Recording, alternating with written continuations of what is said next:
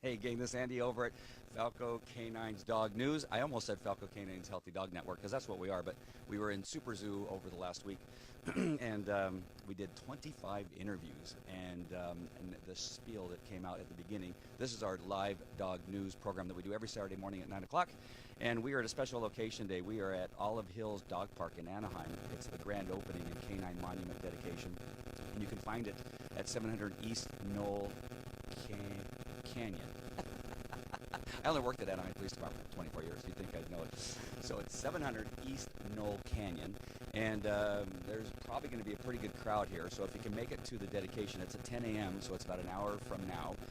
They'll be having a dedication. There's a monument that they're going to be unveiling for the police canines. And so that holds a special place in my heart, considering I had a dog here and I was the trainer for the police department for many years. And so I'm looking forward to that. And so, I got to admit, some years ago I wasn't a huge fan of dog parks because there wasn't a lot of regulation. Who knew would be coming with one dog or the next if the dog was, able to handle being in there. If the human was able to handle their dog within the dog park, that's the bigger story.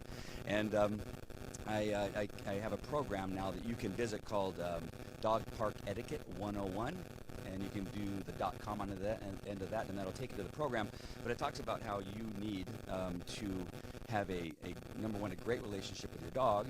You need to have your 5 basic obedience behaviors trained. And what you're going to do is you're going to use the dog park to build a better relationship between you and your dog. The unfortunate thought sometimes is that a dog can just be let loose and you can go and just begin to talk to your friends at a dog park and ignore your dog. And you wouldn't do that with your kid at the playground necessarily, right? Especially as they're younger, that you wouldn't just let your kid loose and then go sit in your car and play Pokemon Go or whatever game is on your app and then have them fend for themselves. It's a great learning experience. The playground is for your child, and the dog park is a great learning experience for you and your dog together to teach leadership and obedience and all those kinds of things. So we're going to talk a little bit later on with Naomi, who's one of the founders of the dog park and had actually made it happen at about 9:30. So what I want to do is get to some of our stories, and I actually have something in one of the links that I'll give you later on after we're done with the show that shows you how to put together your own dog agility course. It actually gives you all the plans and all that kind of stuff. So at the end of the show, so stick around. I will talk about that and what a great idea that is. If you especially have kids, you can do it together. And anyway, I'll hit that story in just a minute. So one of the stories I want to get to that's in the news comes out of China, I believe. And it is, I've tried to do my best the last couple of Saturdays is to try to stay on the positive stories because where there's enough negative news, going around the world, especially when you start listening to the elections. And so I don't need to bring you more because there's plenty of stuff with law enforcement dogs, getting, hurt in the line of duty and that kind of stuff that I just want to stay away from that for the time being. And I say that because the beginning of the story is going to sound really bad. So, dog gets new legs after being attacked with a sword. Now, that's not really a good title. It did catch my eye. The picture is very cute of the dog, but he has little bandages on his front paws because what happened was it was a dog in Thailand. I'm sorry, I said China. It's a dog in Thailand has been given 2 new legs. Kola was 9 months old when a man with a sword chopped off his legs. I know, sorry, it'll come back to being good. A neighbor of the owner punished the dog. A neighbor of the owner punished the dog for chewing a pair of his shoes. Now, I'm not sure how that happened, but came back that night with a sword and attacked the dog and cut his front legs off. Now, the good part of the story is that there's a organization called Soy. Where is it? Soy Dog Foundation. It's called Soy Dog Foundation's Law and Suppression Unit. Police have investigated, and the man will be prosecuted under the animal welfare law. And the verdict and sentence due to be announced on June 7th. I thought our criminal system was a little. This comes from August 5th, 2015. So he's not going to be sentenced till June. Are you kidding me? So the dog staff, the Soy dog staff, have taken Kola to a specialist hospital that they partner with in Bangkok, and they decided to purchase front legs for the dog. And when you look at the link, you're going to see video of this dog using prosthetics. Wow, that was easy for me to say this early in the morning, especially after being at somewhere last night. at a restaurant last night. But prosthetics that you can see him actually using. And I'm not sure I've ever seen a dog use prosthetics like this, where he can actually walk like somebody that had a prosthetic leg. And it is a great, great story. In the end, it's a great story. And the dog is super cute. And the founder of the Soy Dog Foundation actually adopted the dog and took the dog home where he has kids, and it actually shows the dog going up and down the stairs. And so you really got to watch the video to really fully understand and get the most out of the story. But there is good that happens in this world, and the violence of everything that goes on, that you get the right people in place, and something good could come out of the whole thing. And the dog survived, the dog's happy, the dog doesn't look like it's it's carrying around any baggage based on the videos I see. It's only I think it's 6 months old. A very young dog, so it'll learn to use those legs. The one thing that I often see are the dogs in the wheels that are pulling him around, that kind of stuff, and I see, how sad the dog doesn't have the ability to run and have a really good time, and it's pulling around this wheeling cart or whatever. But this goes the next step, right? It actually gives the dogs the legs, and the dogs actually could probably come to this dog park and enjoy himself and have a really good time. And the dog, like I said, is very, very cute. You're going to have to see that. So that comes out of Thailand. You don't hear many dog stories come out of Thailand, other than they have a very huge homeless population. And so it's great to see that somebody took care of that dog and got him the legs that he needed. All right. Here's another great story. Detroit dog bites are down and adoptions are up. And the reason I bring you this story, well, let me just tell you the story first, and I'll tell you my reasons for bringing it up. That under new leadership, the city's long-troubled animal control operation is seeing fewer dog bites and releasing nearly 3 times more animals than before. The Detroit Health Department has overhauled staffing and practices at Detroit's animal care and controls since taking over the agency last fall. In December, Melissa Miller was appointed the office's new director, replacing longtime director Harry Ward. Since the health department assumed oversight, the control operation has experienced a 31% reduction. 31%, that's huge, reduction in the number of dog bites. In Detroit, officials say dog bite cases in the city have dropped by almost a third, and 363 last year and 352 this year. Animal control staff attribute the dog bite decline to the promotion of low-cost spay and neuter resources and a partnership program aimed at educating residents about the safe confinement of animals and other care. And like I said, the reason I bring this up is because the unfortunate thing that can happen in the dog world is that people become stagnant. They become just thinking that it's just, dogs in a cage, that's all they are. They become not a commodity, especially not in a rescue, but they just become this thing, this burden to the city. And when you bring in the right people and the right leadership that care about the dogs, that's the important thing, and they care about the results. And this young lady here, Melissa Miller, who has appointed the office as the new director, has to be applauded. That she came into a place like Detroit, which has its own problems, that she's able to do something positive in that environment. And education is key. Being involved is key. Taking resources and redirecting them so that dogs can actually be spayed and neutered, and taking care of the customers and the clients, and those being the dogs and the human beings. And just putting the right leadership and management in there was a huge step for this place. It doesn't happen very often. I've been involved in government for a very, very long time. Since I was 21, I was a police officer, and then being involved in training police officers and law enforcement over the years, and even getting contracts with countries and training their dogs.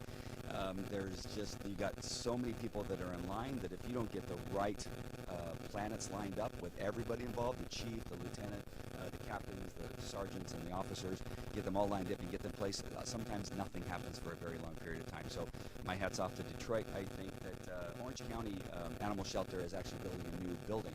And their building that they have now has been around since World War II. That's another story I'm going to come up. And so I put these two stories back to back. And let's hope that that's part of it. It's not that maybe Orange County Shelter is a horrible place. I'm not saying that. But there can always be more done, right? Educating the population, making it more affordable for people to get their dogs spayed and neutered, and sometimes some cooperation, right? And maybe even some free spay and neutering would even help that. And you got to look at the cost, right? The cost of spaying and neuter. I remember, I think I adopted a dog and it was like $200 or something like that to spay and neuter. But if the organization offers it at a lower discount and maybe even sometimes free, it offsets the number of dogs that are in the kennel, which is a cost, right? It's almost like $25, probably $75 a day per dog, if you look at it that way. That if you get more dogs out, you're actually saving money by giving away something that some people can't afford, but that could really, be a loving place for a dog, a forever home for a dog. And so that balance can actually be a cost savings when you're actually giving away something. And I hope that makes sense. And I think that's one of the things that they were able to do here. Just creative. You got to be creative, and then look at the overall. Sometimes the one thing that you look at cost here actually affects other budgetary things that are a lot larger. And if I didn't realize that we were going to save money by not having so many dogs in the shelter. That makes a lot of sense, right? And you can put it towards other programs and that kind of stuff, and give them training. The ability of doing online training and giving them something, URL that they can go to will add to that also. So let's go now to the LA Times, because a great story here locally.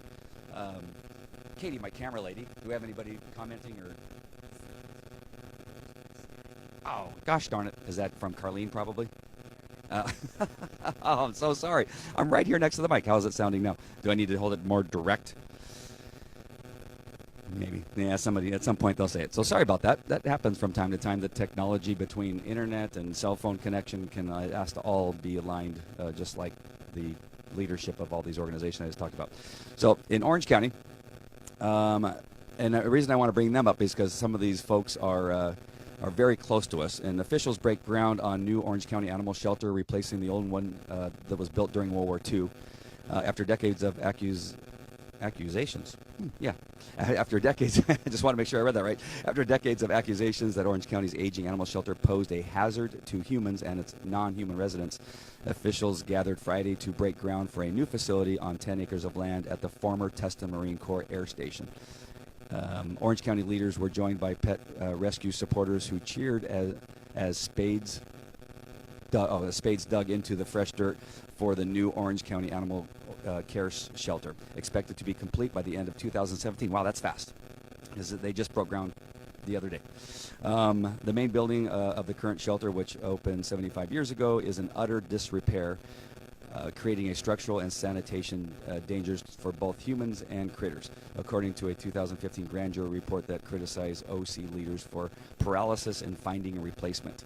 The World War II era facility was intended to serve the needs of a much smaller population and far fewer animals than the more than 30,000 entering its doors annually.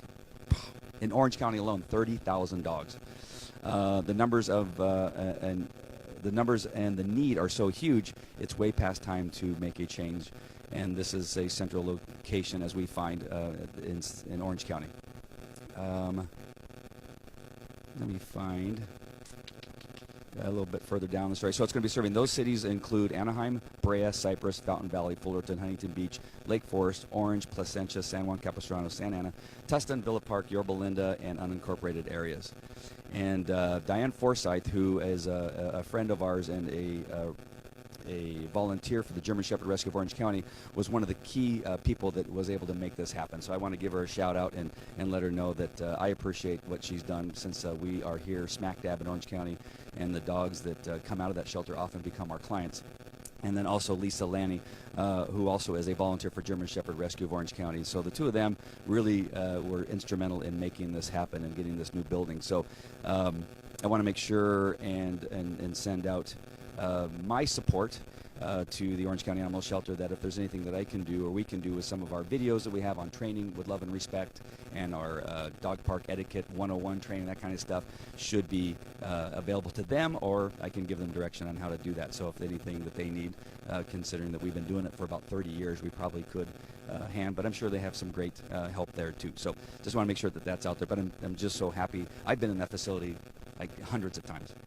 And took a couple police dogs, dogs that would eventually become police dogs and detection dogs out of there, and they worked fantastically, and it's a great resource for people to go when they're looking for a pet, then give them a forever home, which is awesome. And then let's go to my other story here. Hold on, I'm getting there. I lost my story. Where's my story? Katie, help me find my story. There it is. Okay, no ordinary dog. A tiny stray follows man in grueling 77-mile race. And you should see this dog. You're going to see this dog. I'll put the link again on the replay so you can see it. But it's a little tiny dog about this big, and it was just a stray. and it just kind of attached itself to this man who runs this what they call extreme marathon or extreme runner. And so this is out of China. This is where I got China earlier.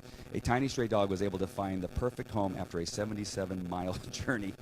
Marathoner. Katie, you going to run a 77-mile marathon? Die. Marathoner Dion Leonard was one of many runners to participate. Many runners, really? I thought maybe you might have been the only one. Many runners to participate in the grueling 2016 Gobi March 4th Deserts Race in China earlier this year. The race entails running over 150 miles over the Tian Shan Mountains to the Black Gobi Desert over a course of 7 days. During the race, a little stray dog joined the group of runners. The pup especially took a liking to Leonard, who shared his sleeping bag, food, and water with her, Leonard says in a crowdfunder post. During the race, I had to make small allowances to ensure Gobi's safety and completion of the stages she ran. I carried her across rivers and over sluice gates. Sluice gates are the things that control the rivers and make these little, just allow them to run over and water the crops. She could not cross on her own. He says in the post, Gobi rested on day 4 and day 5 due to the heat of the desert, but waited for me at the finish line, and I knew then this was no ordinary dog in experience. After they both crossed the finish line together, of course, Leonard knew he couldn't leave the dog behind. He began to look into how to take the dog, which he named Gobi, back home with him to Scotland. So he's from Scotland. It's a long process and cost over $6,500 due to the required quarantines and medical expenses. Leonard set up a crowdfunder account to raise those funds. And so I'll put this link up on there, and if you want, there's pictures of the dog. It's a cute little dog, about this big, little pointy ears. Looks like a miniature German Shepherd. And kind of fuzzy. And there's pictures of him laying and resting with Leonard in his arms. But $6,500 due to requirements of quarantines, and that is that's no lie. That seems a little bit high. I'm thinking more about $4,500, but there must be some other stuff. We have a partner in Ireland that we have been using for years to get some of our detection dogs, and so it doesn't cost that for the dogs to come out of Ireland or Scotland, but coming into an island, there's quarantine requirements where the dog has to sit in a quarantine environment to make sure it doesn't have any illnesses or rabies and that kind of stuff, and it's a long period, and you have to pay for the boarding while the dog is in quarantine, and then plus you've got the shipping of the dog from China to Scotland, and it's just very costly. So looked like this dog needed a home, and it attached itself to this man, and he's willing to try to raise $6,500 and get this dog to be, again, in another forever home with him and live with him and his family. So I thought that sort of was pretty cool. And if you have any interest in helping him with his crowdfunding, there is a link for that on the story, and I'll do my best to get it up as quickly as possible. I think we're going to have a long day, not a long day, but we won't be home until this afternoon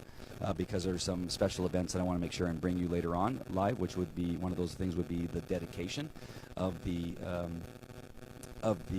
statue and the dog park to the community and that kind of stuff. And it's a fantastic dog park. They got fake grass here, which will hold up. Many dog parks, after the first 2 weeks of being open, it's dirt. They start off with grass because it's so hard to maintain with all the dog urine and the running and the people pounding on the thing. I think this is a great idea, and I'll be interested to come back over a period of time and see how that holds up, because I've been interested in fake grass with the drought that we have here in California and using that at my house. So if it can hold up here, then I might put it in my backyard and see if that works out. They got some great fencing. It looks like they've taken into consideration all the safety issues, so much that we can try to show you a little bit later on during the dedication about what's happening. Anybody mention anything about the sound? Is improvement? Oh, very good. I'm so sorry. I was trying to be lazy and not have to hold it. My arms are tired after 3 days of drinking water in Vegas and holding the microphone. I'm exhausted from that time. And why are you shaking your head, Katie? I gotta look at these faces she's making. She's shaking her head, and she's doing the old, yeah, whatever, the woman's neck thing when you're in trouble. All right, one last story, and then hopefully Naomi will be free to come over here for an interview. Hopefully she remembers. That would be great. And we'll talk about it. If not, then we'll end our broadcast and then come back live with an exclusive interview with one of the founders of this dog park. So the one last thing that I wanted to show you before we do that is I came across a story, and then I started looking, and it actually tells you how to put together an entire agility course in your backyard using PVC. And I got to tell you, I've done it. We've had PVC pipe jumps and PVC, what is that called? It's when you weave posts. And this is how to build a pet agility course. Build this easy to assemble agility course for your dog and watch him get happier. Hey, what's happening? Sit over here. Sit over here. Could you sit here? I don't. Would it be okay if you sat here just to talk about? You've been on the news a lot. Get over here. Yeah, tricked out media room. The kids have their backyard playground, but what about your dog? We think this is also important. Family members deserve special home recreation area too. So it's to build a recreational area for your pet agility course, and it gives you all the plans. And PVC is so safe, easy to use, easy to put together. It gives you a list of what it is that you're supposed to buy.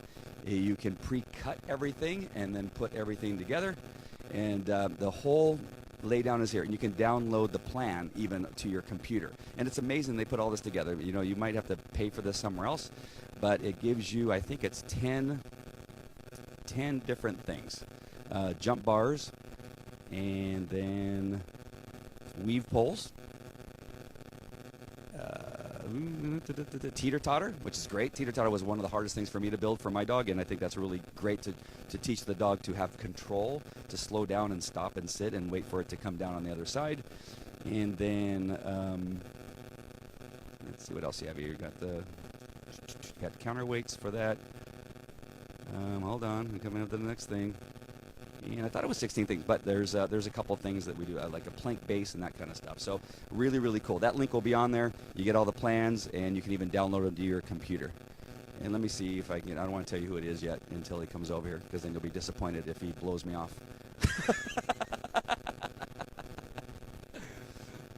Hold on. Just stay with me 1 second, because this is a really good find for me. And he always avoids me, but he's not avoiding me now. He can pretend that he's talking to somebody else. I'm going to keep on. Excuse me, officer. Can you come and have a seat over here real quick? Please. See? He blows me off all the time.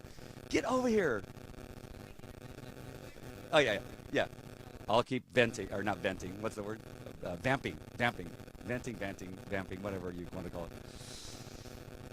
Well, it looks like I got him committed. I got RJ committed to come over here. We're going to talk about his new dog and what's happening and what's going on over here. So just stick with me. I had a joke that I was going to tell you, but it probably wouldn't be appropriate.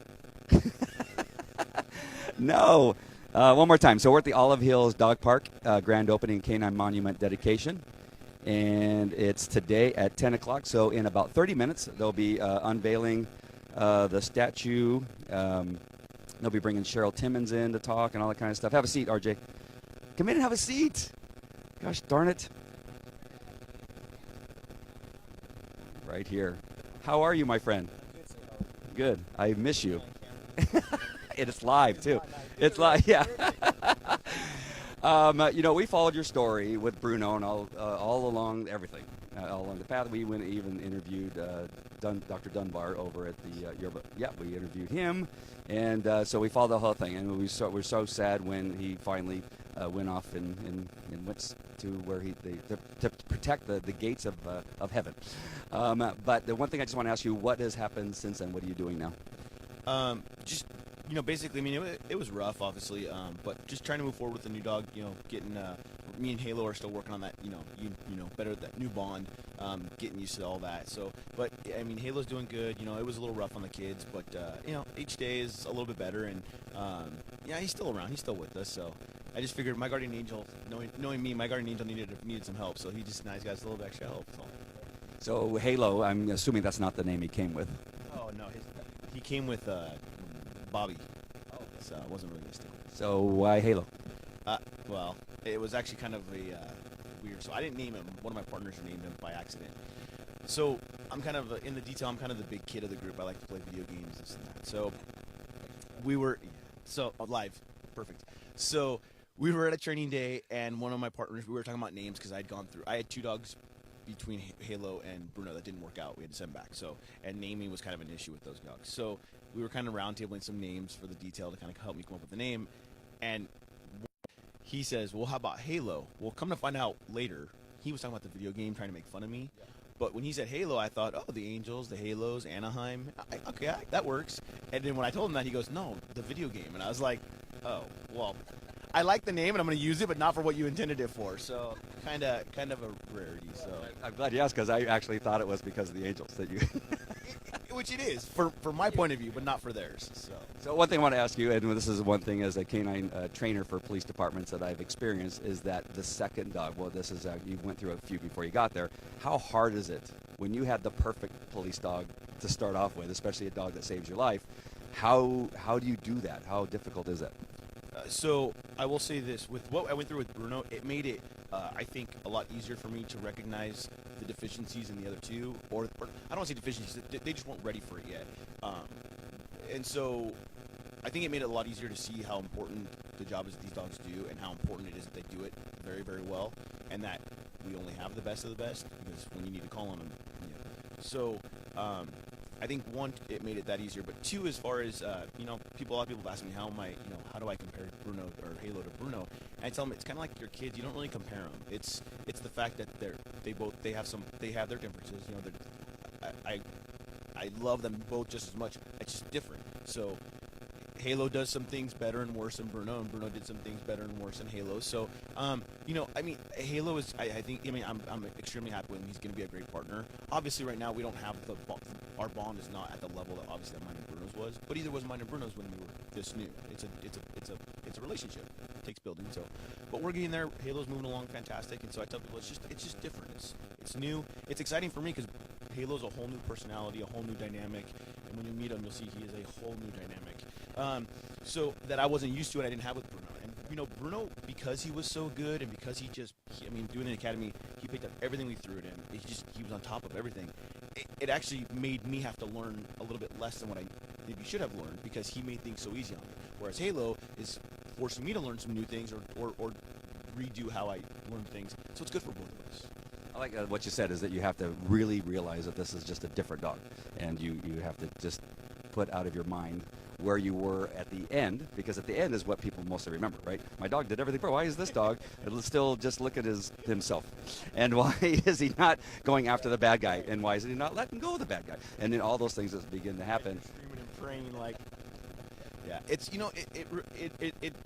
it really is that learning not to compare them necessarily, but it was hard at starting over, because you get into such a groove and you get into such a just your normal working pattern that you're used to. When I say something, this dog does it, and you find yourself a lot of times going, oh, do this, go do that, telling the dog, and he's not doing it. You're thinking, well, Bruno did it just fine. I don't know why can't you figure this out?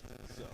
Yeah, it's funny, because even the dog that we had at Palm Springs that was shot and killed at that moment, it was like, why couldn't it have been reversed? Why couldn't the dog that he had second be the difficult one? And why did the first one have to be so easy? And for whatever reason, it gets reversed for some reason. Yeah, like I said, I got I don't know how you want to say lucky or not, but Bruno made things very easy on me. So I feel like Halo's making me having to learn new things and adapt, and so it's good. Like I said, it's good for both of us. Anything new happening with your life, or are you going to continue with canine? Are you planning on being a lifer like I was and never get out of canine? That's what I'm hoping for. I mean, I'm lucky. I work the position I'm in right now. I hopefully have, God willing, a lot of years with Halo. This brand, he just turned 3. We got a little over a year in the streets together, so we got some time. But you know what? I mean, I love what I do. I love coming to work. I love getting up. And I think for me that's huge. There's so many people out there that dread going to work and hate getting up. And we all have those mornings where you're like, oh, I don't want to go to work. But once I'm up and I'm going, I love what I do. I love the excitement. I love from where I stand right now, if the department would allow it, I would probably retire as a handler. I love this job. I love training the dogs. I love having the dogs. I love working the dogs. And I think that's important. And as long as they think I'm doing a good job and they're okay with me, I'll practice. We'll become the in-house trainer and then just never leave. That'd be awesome. Thank you so much, RJ. I really appreciate it. All right. Naomi, come over here. Thank you, RJ. All right. We have Naomi here, and I don't know that much about Naomi, but we're going to find out because she was one of the instrumental people that was able to get this dog park going. And so, Naomi, why don't you just introduce yourself and how did you get involved in this process? My name is Naomi Gruenthal, and I work for the City of Anaheim. I'm a licensed landscape architect, and I work in the Parks Department. And probably about 5 years ago, through the people requesting a dog park, and so we put a task force together, and they determined some areas to put a dog park. So one of those areas was La Palma Dog Park, which is the first dog park that we installed, and I put that one together. And then this one was determined to be the second one. And we had to have a number of community meetings because right across the street is Orange, and the Orange neighbors weren't real happy about it. And it's, a dog park is difficult because people are worried about the noise and all that. So this spot was picked. This spot has been used as a staging area for contractors as well as for city projects. So if you go on Google Earth, you'll see a patch back years of white that nothing grew. No weeds, no nothing. And so we did a soil agronomy report, and they said you can't grow anything. So that's why we have a mix of DG out here and artificial turf, because turf, believe it or not, is one of the hardest things to grow here, particularly in California, because we do not get enough water, as we all know. And so that's what we did. And the rest of the plants are locally native plant material because they can handle the bad soils. They've evolved for that. So the grasses within the fencing is a carex that is high in protein, and so if a dog should eat it, it won't hurt them or anything like that. And then outside is a drier landscape of plant material you'd see in the area. In fact, one of the plants is endemic, which means it's only found in Orange County. It's one of the flat ground covers. So it's going to be a nice park, and it should really settle in well over the years. It looks fantastic. I really love the way it looks. How did you come about the height of the fences and the fencing material and that kind of stuff? Well, the height, over the years, I've done research, and the 4 feet they say is high enough. Some people would like it higher because this isn't an area where there's high traffic roads or anything like that. So when people throw balls and stuff, it's not going to hit anybody. So it's a much more comfortable height. This makes a lot more interactive for people. At La Palma Park, the fence dividing the two dog parks is 4 feet high, and that's worked out very well, and it's kept people to be able to interact.